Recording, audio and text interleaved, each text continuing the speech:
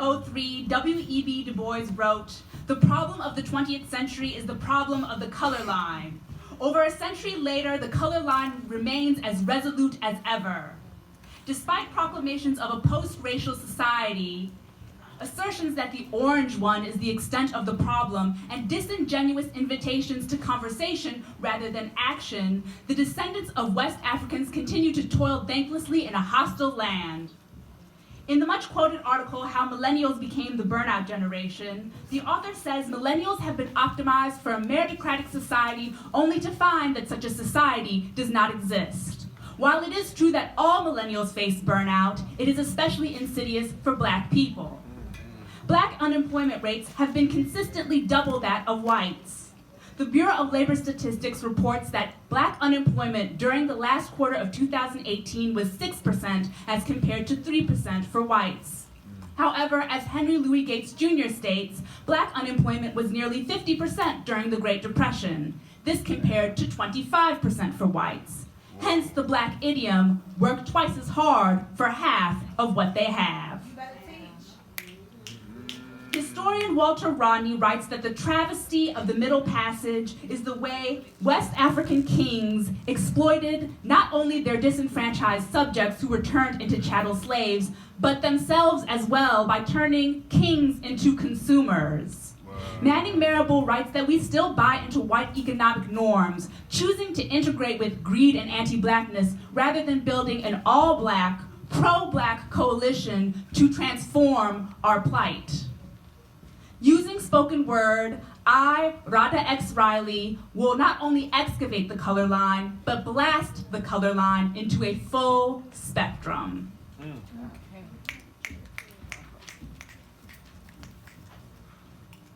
The Nihilist Report.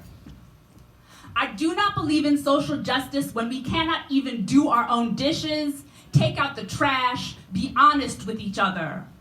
I do not believe in social justice when friends would rather go their separate ways than say I'm sorry, when abusers are defended and racist gays are pardoned because everyone deserves a chance and he's oppressed too. I do not believe in social justice when activists pose for Nike and Prada, ignoring the irony of touting Black pride for brands that not only exploit them, but mock their ancestors through offshore slave labor. I do not believe in social justice when we'd rather cry for gun control from the most militaristic government in the world than mobilize our young Stanford-bred genius Negroes. It is time for us to create the technology that makes guns obsolete.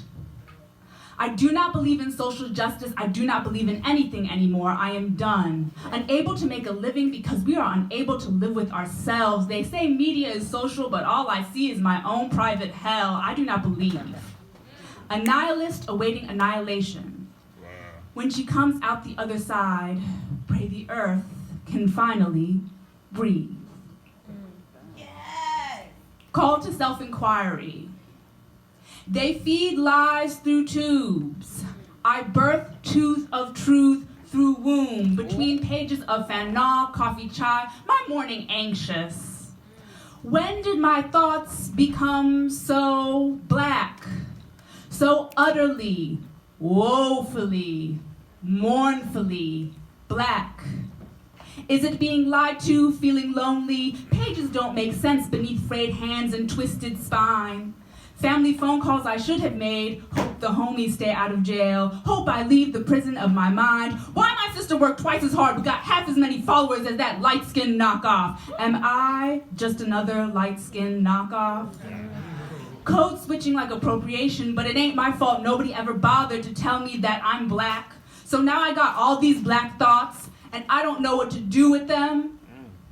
So I'ma write this poem, and 2 days from now, when that don't seem like enough, I'll wallow in more insight turned poison. Regret is the laughing figure behind my shoulder. Gaia is a Black femme, you can tell by the sag of her shoulders. Pray I lay my Black thoughts at her shadowed feet, my only lowly offering.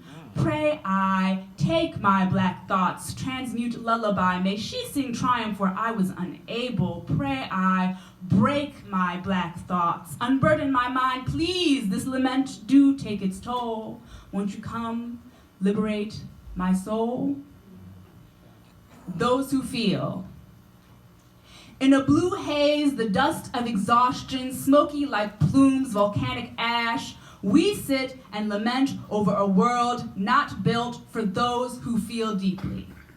We feel deeply, and so we suffer accordingly, like, all I want is safety for my fam and them, but these mugs finna look at us like we wrong. The death of this city began well before Inauguration Day. In the years I've been here, condos every corner, more unfamiliar white faces, less of the folk tongue, the south of the Mason-Dixon line song that first kept me here. Now everything becomes bland and vanilla. But we still had a place to go at the end of the day, smoke tree, watch anime, laugh, lament the ever-increasing weight of daily decisions, the derision of black folks not having locks on their doors in Congress Heights, but the Ofays can have their way with multiple floor plans, complimentary parking spot, government employee discount. These were the things we talked about, the things we care about, because for real, ain't nobody care about our black asses, and we be the lucky ones because we be live with crib and job, well, at least until now. So until we bust up out of this illusion like a butterfly cracking my rib cage chrysalis, until our collective song blasts hole through delusions like shattering condominium windows, we'll settle for text messages of encouragement and the exchange of home-cooked meals, because this world just ain't built for those who feel. Success. I know what success looks like. Blessed feels like my outstretched body, filtering through cartoons after a long day, hustling, supporting community events, listening to femmes vent, patriarchal figures, and rising rent. I needed this. Lines in scripture that I transmute into reverberation. So until black folks achieve a nation, I will stay steady standing against near verbatim recitations of slave master ideology regurgitated as nonprofit grant application. Get your funding while my people dying in streets, bloodlines of ancestors beneath their feet. You quote statistic but couldn't lift a finger. Another sister, mother, brother, child becomes statistic, but I crunch number and get entrenched. A Virgo entrenched in struggle, cause my utterings of suffering make me relatable to y'all. Don't tell me I don't know what success looks like. Blessed looks like my upper traversed, jungle vines, dark skin, oceans, and now I'm in your company with a hymn and dance to comfort me. Look at me. Harvest your blessing. Go home. Grace your own visage in that mirror.